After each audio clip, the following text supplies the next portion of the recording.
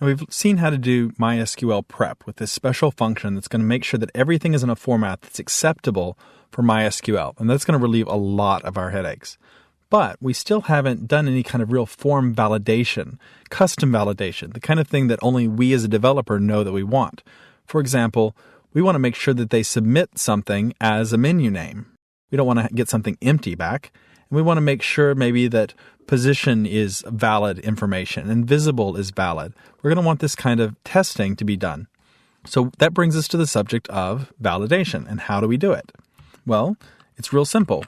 We just put in if-then statements at the beginning that are going to allow us to do validation. So let's just make an area here that just says validation. So remember that's what we're doing. And we'll go ahead and say form validation.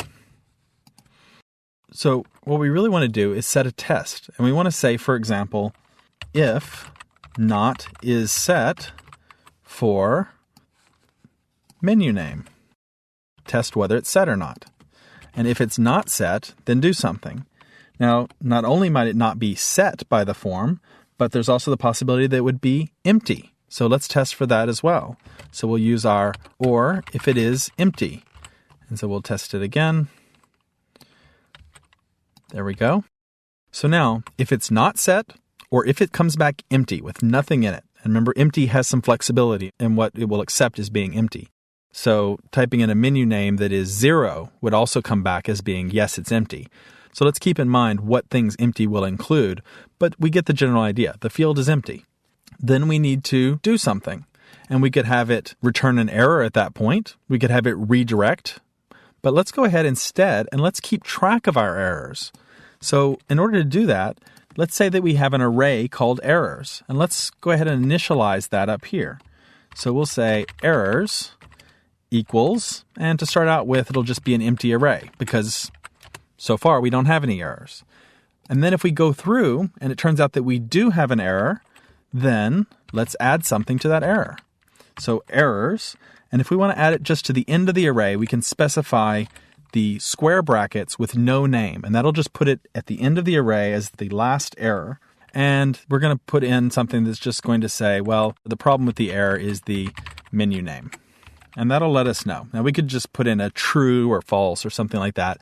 But I'm going to go ahead and tell it what the error was. The error is the menu name. Now, I can actually test once I'm done with all my validations. And I could have a whole bunch here. I could test for position and visible. I could have other tests to see whether it's too long, perhaps. Any kind of if-then statement we can put in here, and we'll add any problems to the errors array. And then all we have to do is say if errors is not empty. We do that like this. So that'll check to see whether the array is empty.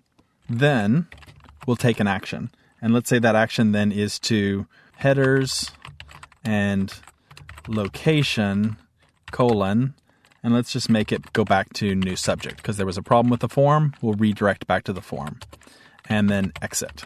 Now, I don't know about you, but we've already used headers twice, and I always find it a little hard to remember what this function does. So why don't we go ahead and give ourselves something easier to work with, something that we can use and remember whenever we want to do this redirect. I'm going to go ahead and copy that, open up my functions again. Let's just go back here to functions, and right after MySQL prep. There we go. I'm going to put in a new function, and let's call this one redirect to. And we're going to give it a location, and it's going to redirect us to that location. And the function is going to handle all of this for us so that we don't have to remember it. Now, we know how to do this. We just put in a substitution in place for location. And we can even make it a little more robust than that, and we can say if there is a location, if we've been provided one, then we'll do this step.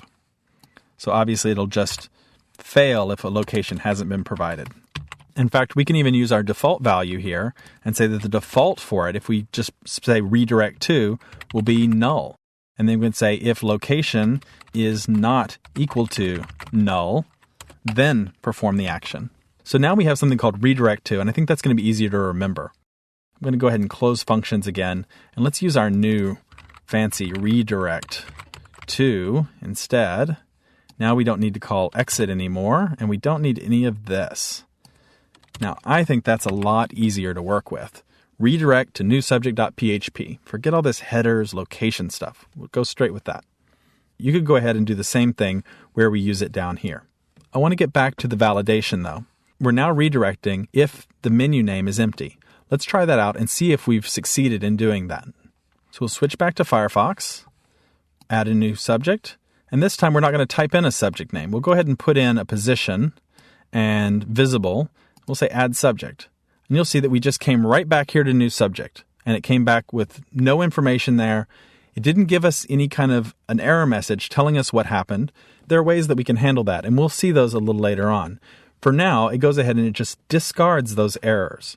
So it worked. It did what we wanted. It's just not as full-featured as we might like. Now, we could have redirected it to PHP and said error equals 1, and then said there was one error with the form or something like that. But we'll come up with some better ways to handle this a little later on.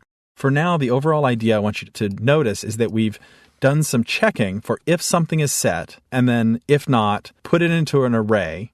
And then at the end, let's check that array, and based on whether it has something in it or not, allow this page to proceed. And if not, we just interrupted the page and jumped out of there. Now, obviously, if we want to do this kind of checking on a lot of different fields, let's say we're going to do the same thing again, but this time we're going to do it with position and check the same thing for position, then we're starting to get in the area where a function or a loop would help us. And I think we could actually probably use both here.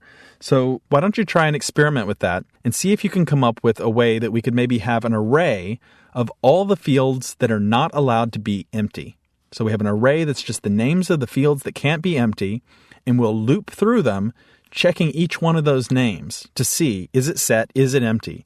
And if so, we'll put that name into our errors array. You may find the for each loop to be most useful when working with this array that we've built. So go back and look at for each loops if you need to and review it, and then I'll show you my solution to it in the next movie.